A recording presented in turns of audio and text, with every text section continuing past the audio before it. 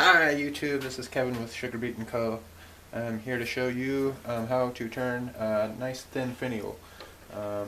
Had a request from the United Federation of Woodworkers to put together a little video on how I make mine, so I'm going to. I'm going to start out with a piece of 1.5 by 1.5 hard maple, about 6 inches long. Size isn't really important as long as you've got anything over an inch, you've got enough to work with. I'm just going to go ahead and get that in the chuck here. We're turning this entire project with spindle gouge. We'll use a spindle roughing gouge, spindle gouge, parting tool, and maybe a detail gouge. So we'll go ahead and start with the tailstock up, roughly centered. Like I said, as long as I've got an inch of material to work with, that's plenty, because these guys are going to be nice and thin. Make sure everything's nice and tight. I'm going to start this up at about 1800 RPMs to rough. Actually, I'll stay there probably throughout the entire length of the project, and once we've got to do some sanding. I do recommend, if you're just getting started with finials, that you use something nice and easy and stable, like hard maple or any hard straight-grained wood. And let's go ahead and rough this guy out real quick.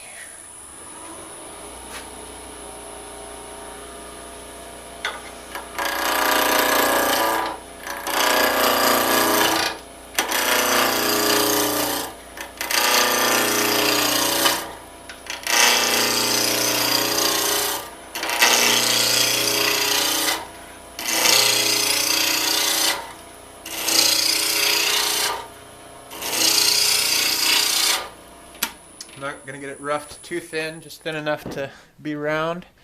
And like I said, my best experience is to go ahead and work from the tailstock back towards the headstock. And I'll leave myself a small bit of waste here before the tip of the finial, just so I've got some support from the headstock for a while. That will eventually, once we thin it down enough, fall off. It's inevitable. And that's when we start rubbing the back of the workpiece to keep it steady. Let's go ahead and start to shape this thing.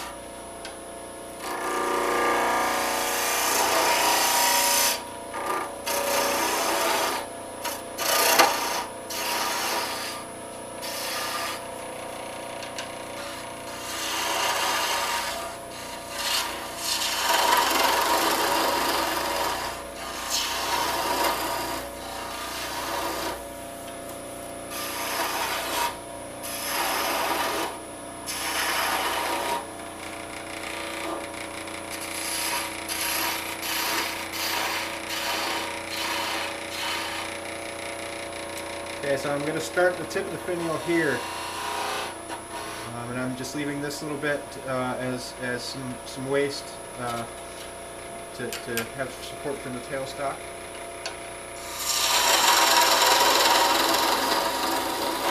And you probably don't want to make as heavy as cuts as I'm making. I'm trying to rush a little bit so the video is short. I'll go ahead and get down to the fine work now. There goes my support piece.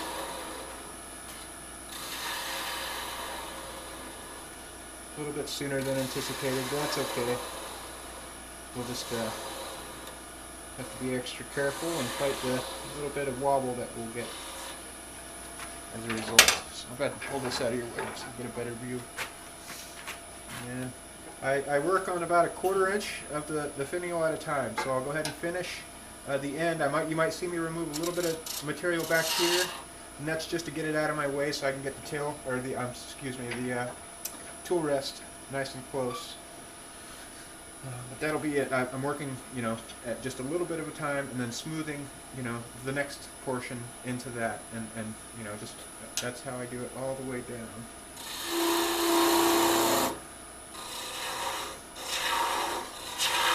So go ahead and just do a little flame at the tip.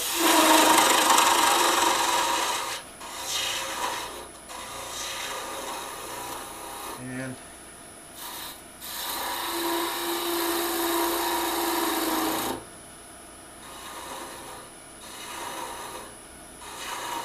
you don't want to be hearing any chattering or any thumping or any of that. And if you're hearing that, it's time to slow down and back off a little bit.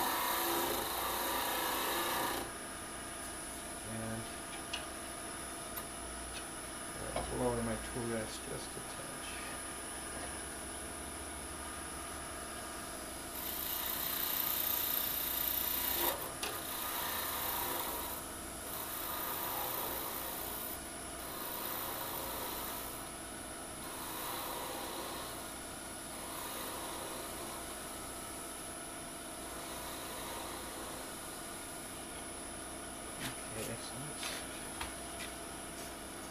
Pretty small. We'll try to get it as thin as we can without making myself look like a fool and breaking the tip off of this. Okay, so that's about 1/8 of an inch at its thinnest diameter.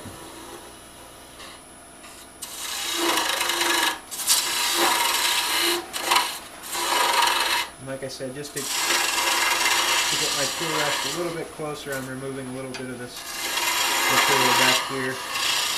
The important part is we still got a lot of material to support this, so it's not wanting to, wobble around on us, chatter around. And this is I guess the Cindy Drozda cut. I don't know. That's where I learned it, but this seems to work best for me when I hold the tool at a nice high angle, and I'll be cutting using the center of this cutting edge. Something like this. Oh, not like that. There we go. So I'm still rubbing the bevel, but I'm using the spindle gouge like a skew. Now this is a fingernail grind spindle gouge, 3/8 inch. But I imagine you could use a standard grind.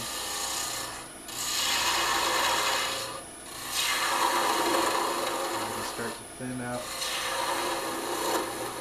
best as we can.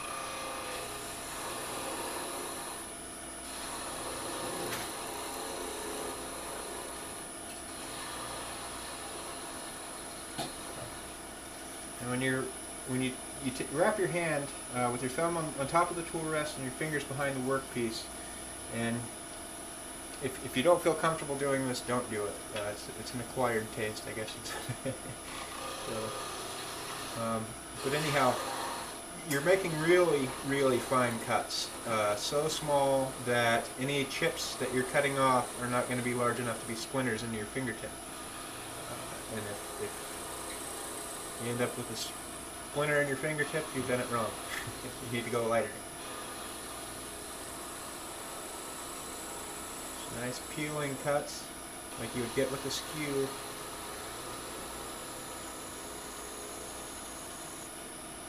We'll go ahead and take it down to a little less than 1/8, I suppose.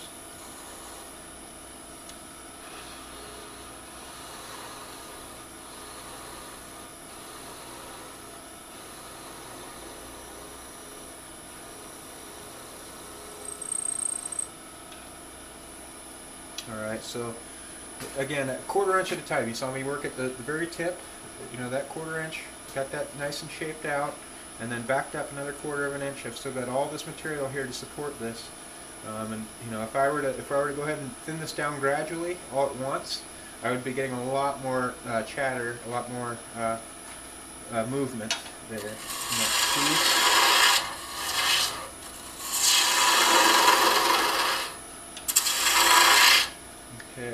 we go. Next quarter, half inch or so.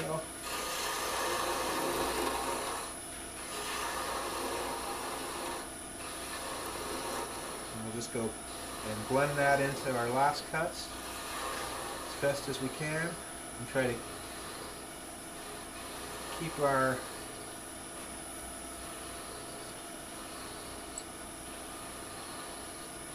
increase in diameter nice and gradual, so much so that you don't necessarily see any change within the the half inch that you're working on, but over the course of a few inches you do see a gradual decrease in diameter as you get closer to the flame.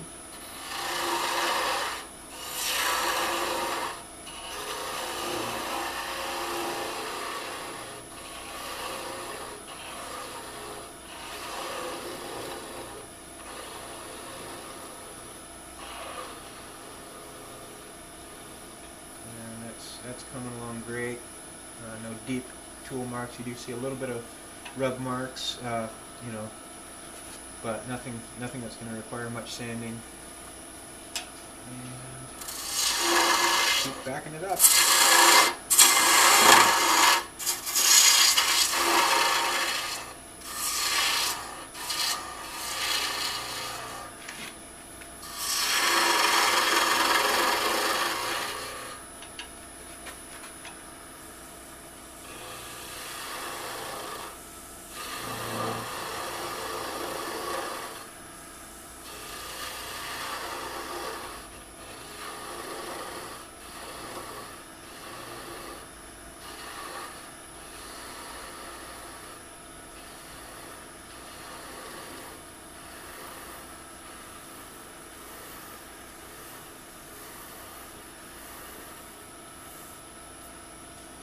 Okay, so a little bit fat towards the back here.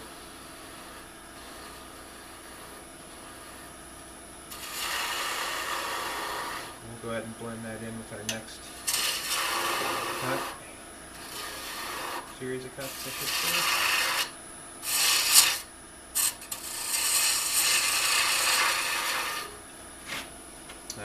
I'm using my thumb as back pressure as I'm turning one-handed, so I don't skate. So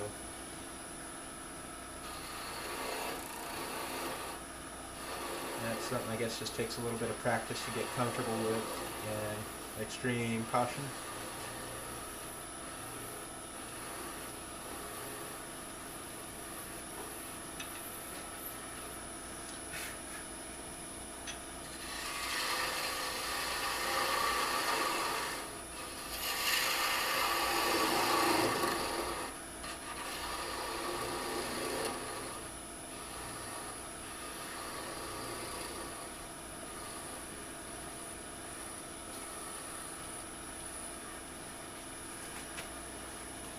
Okay, I'm going to remove quite a bit of this here, so I can reposition my tool rest nice and close. I'll go ahead and stop this finial somewhere around here. We'll maybe do a small onion and stop the bottom of that onion here, and then we'll do a nice bead here. Something, I don't know.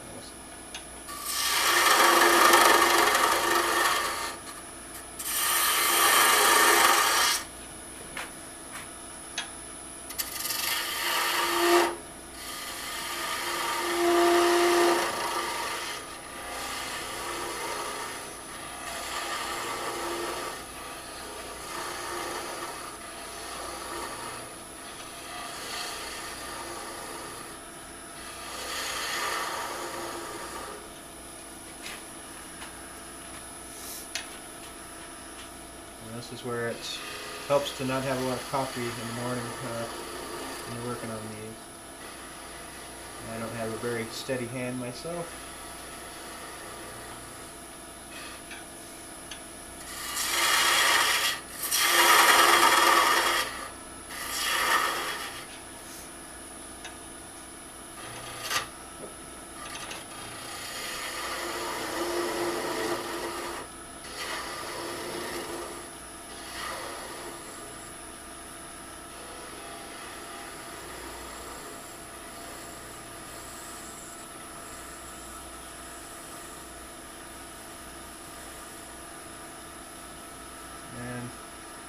can, you can work on these. You just need to be extremely careful. You gotta really support the cut and not take anything too heavy.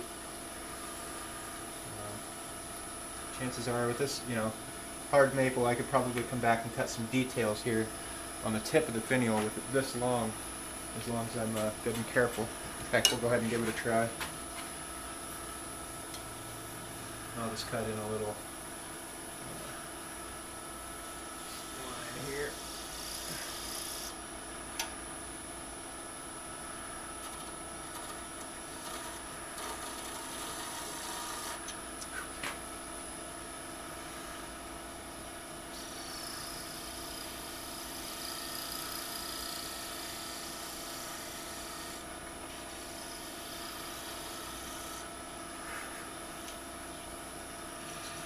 Gentle sweep towards the end here.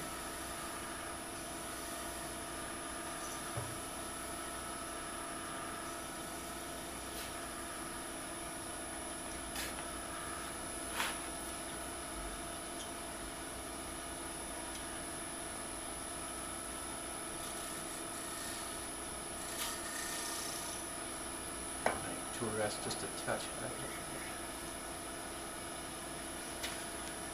Excuse me. Oops. Nice and careful.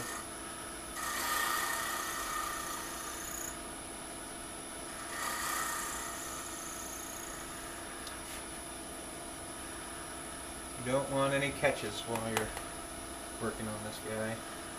I'm pretty happy with it. I think I'll stay there. Get a nice egg shape on the bottom of this, and then the top half of the flame there. Yeah, I think I'll just go ahead and call that good.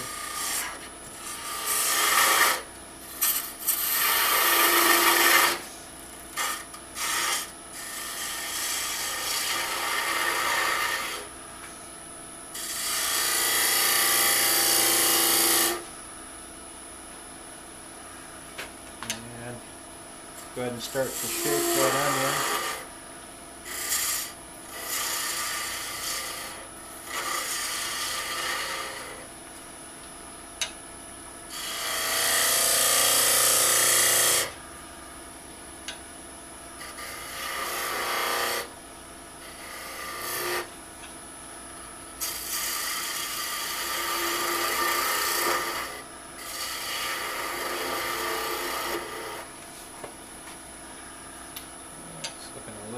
UFO in my taste. You know what I mean?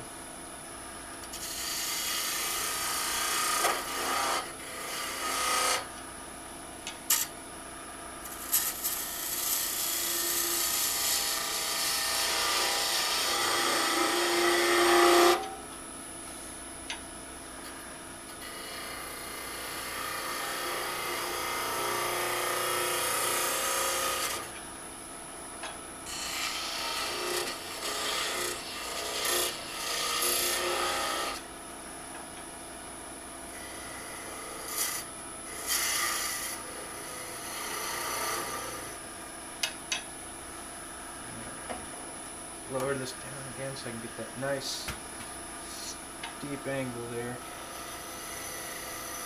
And I'll just go ahead and finish blending this in.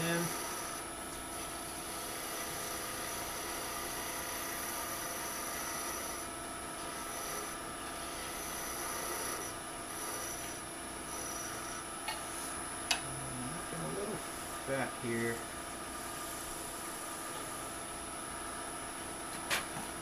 Smooth it down a touch, just gotta.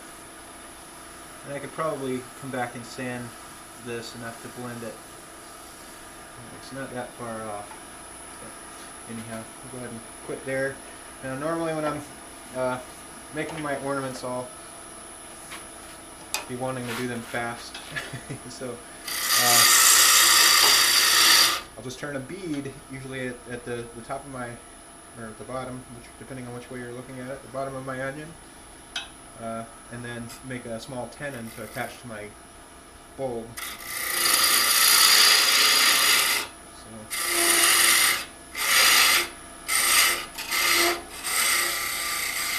I usually do about a 7/8 inch tenon.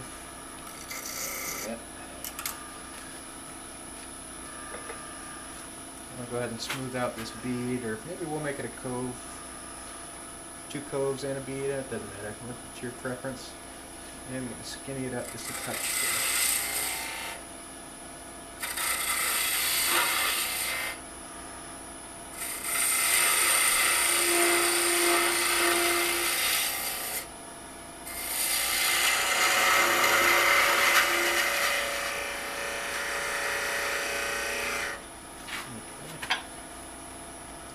Smooth out this bead.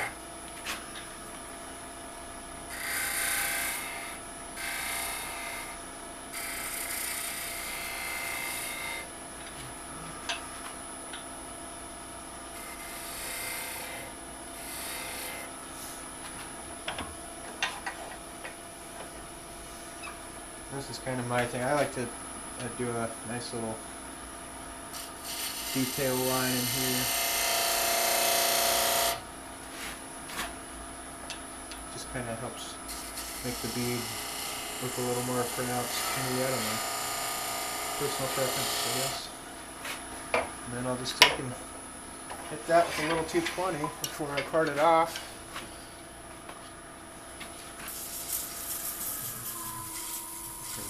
Down touch. Oops. Hard maple is very forgiving. I've made a lot of mistakes turning this guy. A lot of things that should have caused it to break that were, you know, something like mahogany or Babinga, purple heart maybe.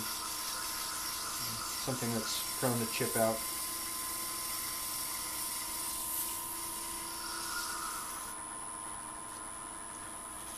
Touch the tip just a bit here, get a little shine on it.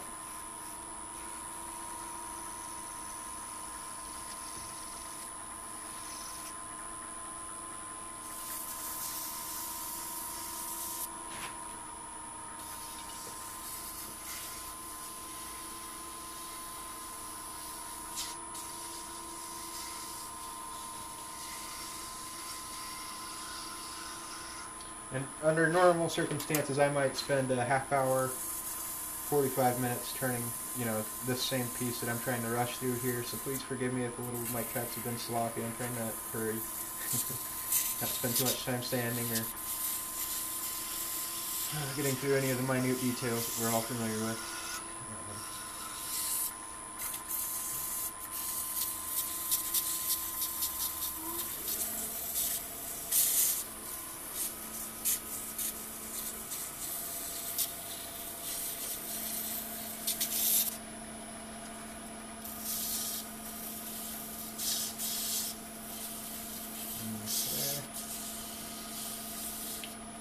Got it for 220.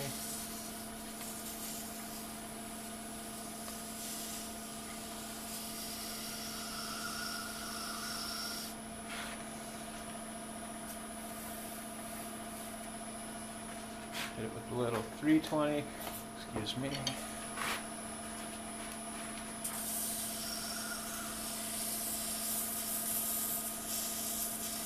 And this paper, if you guys don't know about it, is awesome. It comes from Vince's Wooden Wonders. This guy is awesome to deal with. Great customer service, and he makes this abrasive himself right here in America. So Vince's Wooden Wonders, you'll have to check them out. This paper is designed to work on a 3/8 inch ankle grinder he sells. And since I've got that system from him, I've really been able to spend a lot more time turning rather than sanding, and that just kind of makes the whole process a little more pleasant, if you ask me.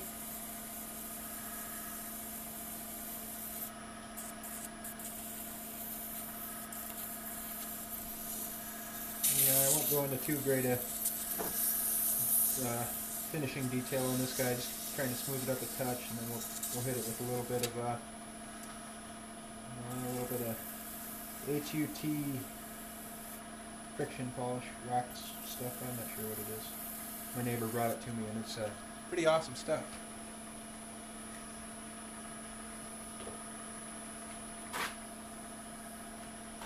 Give that a quick wipe.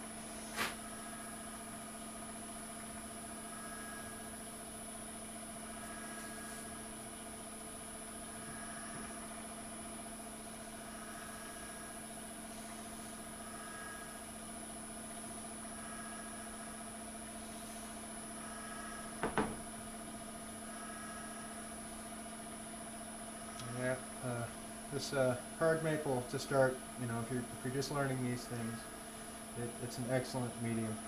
Very forgiving, holds detail well.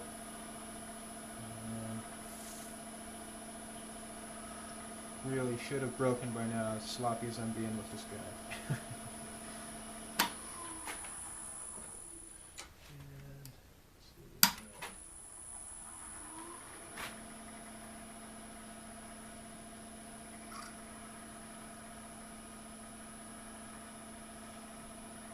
Pretty impressed with this friction polish wax that my neighbor brought me. I guess it's a HUT, H-U-T friction polish or wax or something. I'm not sure what it is, but rub it on there and buff it off, and it sure makes it shine nice.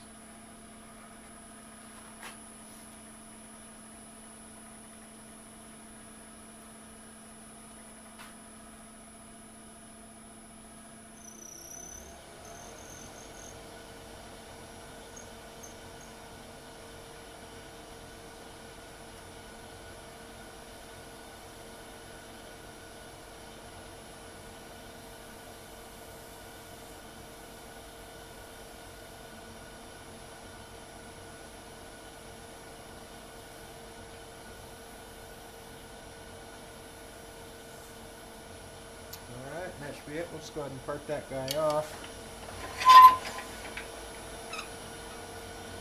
Not quite at 2500 RPM.